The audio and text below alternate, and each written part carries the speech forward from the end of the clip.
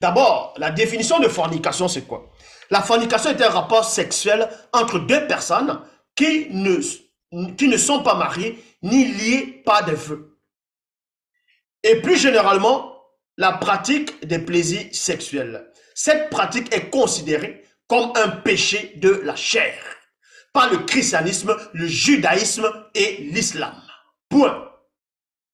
La fornication implique un rapport sexuel entre deux personnes non mariées. Coït, sexe oral, sexe anal. Maintenant, on va aller dans les Bibles actuelles classiques. On va aller dans 1 Corinthiens, chapitre 6, au verset 9. Dans la traduction, le maître de Sarsi, il est dit ici, ne savez-vous pas que les injustes, exactement comme toi, Gédéon, comme vous, ces mongols, ces têtards, ceux qui se disent des pasteurs, alors que vous êtes des idolâtres, ne savez-vous pas que les injustes ne seront point héritiers du royaume de Dieu? Point d'interrogation. Ne vous y trompez pas, 2 points, ni les fornicateurs, virgule, ni les idolâtres, ni les adultères. Donc dans 1 Corinthiens chapitre 6 au verset 9, traduction le maître de Sarsi, on confirme ici qu'il y a la fornication à part et il y a l'adultère à part. Parce que des têtards vont se dire, oui mais Moïse a dit que Yahvé a donné, Jéhovah Elohim a donné la loi à Moïse et que Moïse dans les 10 commandements dans Exode chapitre 20 où Moïse va expliquer, va dire que Yahvé va dire tu ne commettras point d'adultère. Et certains vont dire oui mais le mot fornication n'apparaît pas là-dedans, donc on peut forniquer. Paul dit ici, Paul confirme ici, selon les Bibles actuelles classiques, que les injustes, donc quand tu commets la fornication, devant Dieu tu es un injuste. 1 Corinthiens chapitre 6 au verset 18, toujours dans traduction le maître de Sarsi, fuyez la fornication, point. Quelque autre péché que l'homme commette, il est hors du corps, mais celui qui commet une fornication pêche contre son propre corps. Traduction David Martin, fuyez la fornication. Bible Osterval, fuyez la fornication. Traduction Jane Nelson Darby, fuyez la fornication. Traduction Jean-Baptiste Glard, fuyez l'impudicité. Entre parenthèses, la fornication. Parce qu'il y a des têtards qui disent que l'impudicité, ce n'est pas la fornication. Ici, on te dit que l'impudicité, c'est la fornication. Apocalypse, chapitre 22, verset 15.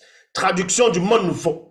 Dehors les chiens, virgule, et ceux qui pratiquent le spiritisme et les fornicateurs, virgule, et les meurtriers, les idolâtres et tout homme qui aime et pratique le mensonge.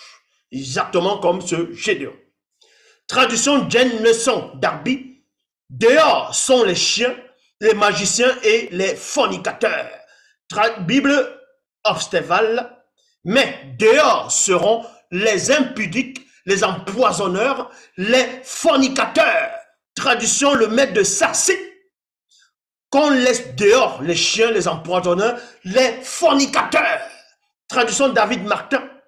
Mais les chiens, les empoisonneurs, les fornicateurs. Donc vous voyez, tout cela dans vos fausses églises, on vous dit, ah, la fornication, c'est pas interdit. Il faut goûter une femme avant de la marier, ainsi de suite. Parce que vous êtes des cochons, des pervers, des têtards. Vous allez inonder la fausse doctrine aux gens, des pervers, les gens qui n'arrivent pas à réfléchir, parce qu'ils aiment ce mensonge-là. Ils aiment ces plaisirs, ces pulsions charnelles pour se livrer dans ces genres de choses. C'est pour ça qu'ils vont accepter ce mensonge, parce que vous êtes des mensonges. Ici, je l'ai démontré. Élie est monté au ciel. Enoch est monté au ciel. Jean 3,13 est faux. Jean 3,13 est faux. Le fait que Jésus dise que personne n'est monté au ciel, ils sont montés au ciel. C'est écrit. Et le fait de dire aussi qu'ils ne sont pas montés au ciel, ça montre que vous acceptez néanmoins qu'il y a la contradiction dans vos Bibles actuelles classiques. Donc, s'il y a la contradiction, ça veut tout dire aussi. Maintenant, il y a aussi... je ferai aussi une autre vidéo, si l'Oba le permet, sur encore plus la polygamie. Parce que ce Mongol de la Tchétchova, il va dire que Dieu autorise la polygamie. C'est pour ça qu'il va prendre 2 femmes. Et puis les jeunes là vont le suivre parce qu'ils aiment ces gens ces saletés-là. Ce sont des cochons, ils sont possédés par les démons satyres. C'est pour ça qu'ils vont prendre des femmes, ils vont se marier avec plusieurs femmes, ils vont aller avec plusieurs femmes. Et pourtant, après, pour cautionner cette impudicité cette abomination comment on appelle ça, la polygamie, ils vont dire non, quand tu vas en guerre, si tu prends une femme, si tu te maries avec une femme et que tu prends une deuxième, ne retranche rien à la première. Tu ne dois rien retrancher à la première. Vous n'avez rien compris par rapport à ce verset. On va reprendre ces versets un par un pour vous démontrer que dans les Bibles actuelles classiques, la fornication, comment on appelle ça? La polygamie, c'est une abomination, c'est de la saleté.